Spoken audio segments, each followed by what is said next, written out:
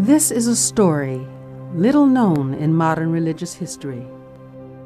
It is the story of how a prophet and his followers were persecuted and exiled from their homeland, and how many of them were put to death for believing that the promise of a new age of peace was at hand.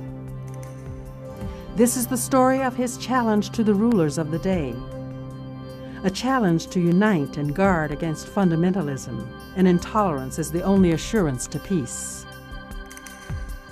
This is the story of his life of imprisonment and suffering, a suffering that, like the messengers of the past, gave way to a set of teachings that would transform the lives of millions and give birth to a community worldwide in its scope.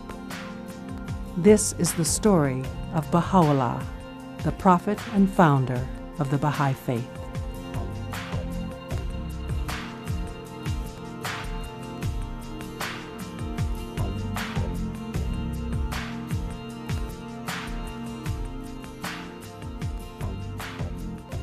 In just over 150 years, the teachings of the Baha'i faith have captured the imagination and loyalty of millions of people from all backgrounds and experiences, from virtually every race, culture, class, and nation on earth.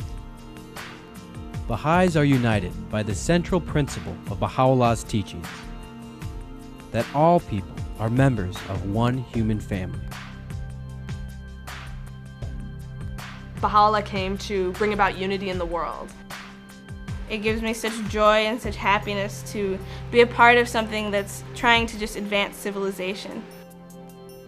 When I heard the principles and the tenets, I said, that's where I belong.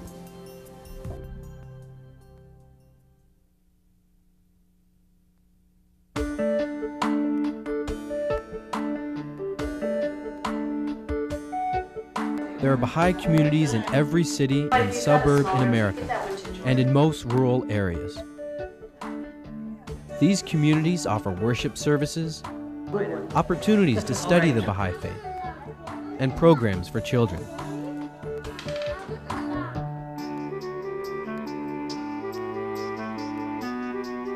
Over the next half hour, you'll meet Americans who have discovered the Baha'i faith. You'll also learn more about the life of Baha'u'llah and his claims as a messenger of God. In his writings, Baha'u'llah encouraged the individual to take responsibility for his or her own spiritual life. It is up to each individual to investigate Baha'u'llah's claims as a messenger of God and to decide whether these claims and teachings resonate within one's own heart. It's like, you know, when you buy a car, you examine the engine, air conditioning. You're not going to just buy it. So how much more don't you got to examine the Word of God? You got to examine it. Today, all people are welcome to begin their own investigation of these claims.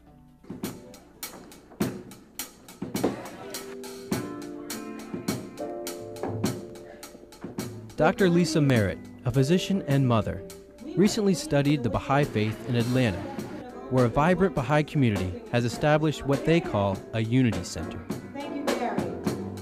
We are truly blessed to be able to come together and raise our voices in song. Lisa's story of search began shortly after the birth of her daughter. Her first step was to attend a devotional service.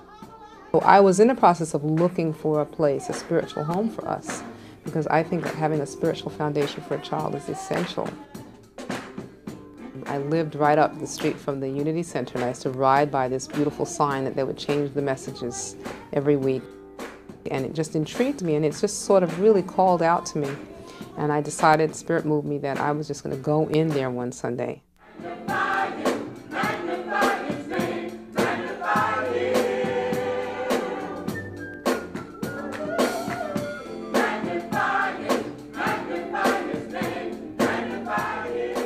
I didn't know what I was coming into.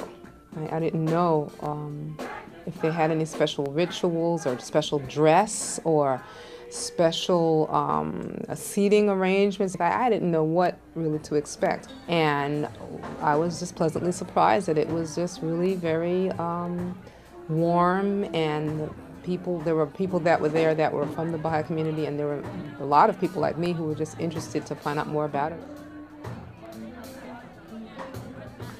I felt immediately at ease and not at all different or outside, because there were all different kinds of people there.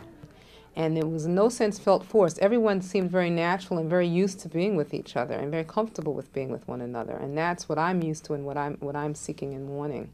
And as time goes on and we develop more and more relationship, and I understood that this just was resonating on a very deep level for me with what I had already felt in my relationship to God, and that it was really a very easy next step to go ahead and declare that I was a Baha'i.